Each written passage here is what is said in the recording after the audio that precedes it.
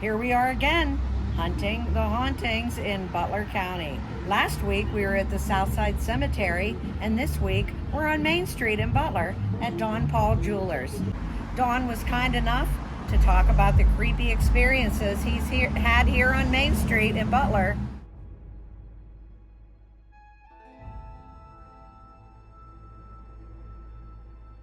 I bought this building in 2000, March 11th of 2005. Prior to them building this place in 29, I guess it was a doctor's office, according to Mr. May, Bill May. He said, and the doctor moved north because town was expanding, and they tore the house down and built these buildings here in 1929. I have a mezzanine that I have my graving equipment and different things and supplies and whatnot up there, decorations and that, and it just seems like it's kind of creepy up there. The worst part is the upstairs of the building, where there used to be the pool hall. Now, there were so many businesses in those particular areas of the building. I think that from what I was told from the paranormal people that a lot of people frequent it, and there's a better chance of having activity there because there were so many people in this building.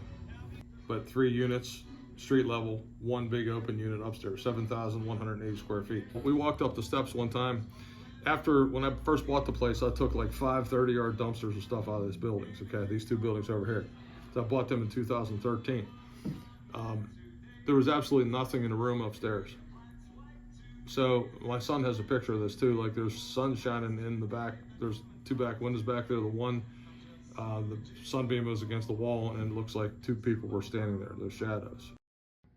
And then in that same area, like on the other side of the wall, there's like, where the one fire escape comes up. Mm-hmm. I was up there one time and took a picture of the room.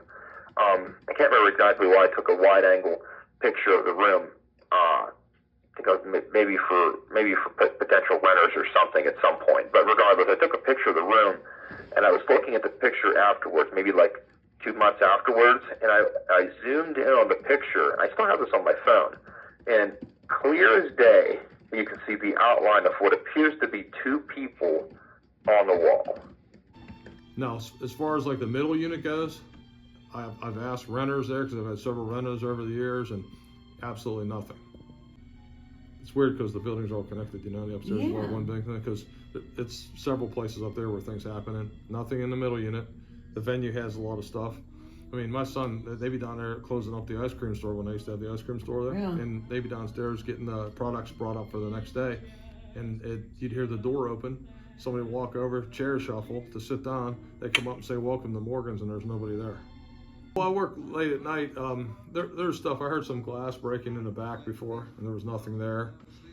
That's weird. My son, one time, I was waiting right here at the door because I have the keypad to set the alarm right there before I shut that door to leave for the day. I'm waiting for him to go to the restroom in the back, and he come out and he's like, "Hey, Dad, I was trying to hurry, but I know you're back," because I walk and whistle and stuff, Yeah. He thought I was back here whistling. We got a whistler here that whistles all the time, and it wasn't me. I wasn't nowhere near him. I was 75 feet from the guy.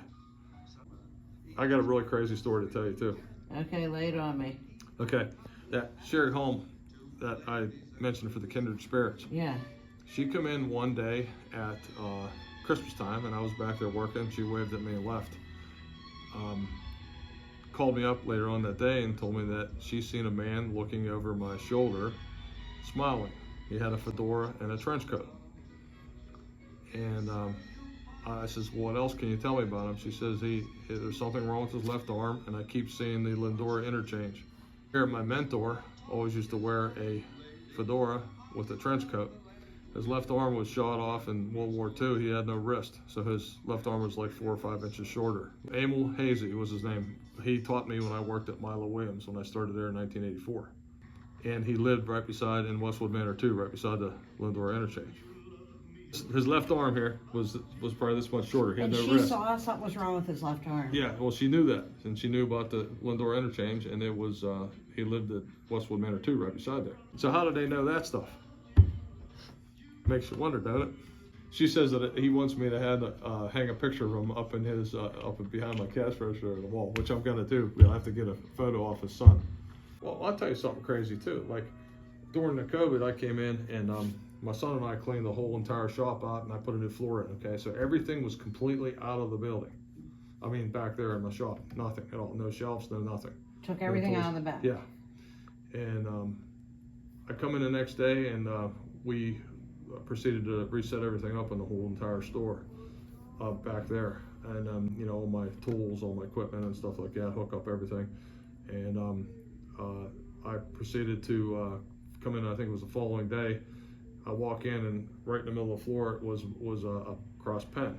Okay, and I picked it up, and it was my dad's pen with his name on it. Yeah, where it came from, I have no idea. Do you feel like whatever is here wants you out of here? No. No. You don't feel the least bit like get out? Nope. They just like to do a little mischief once in a while, or just show up to let us know they're there.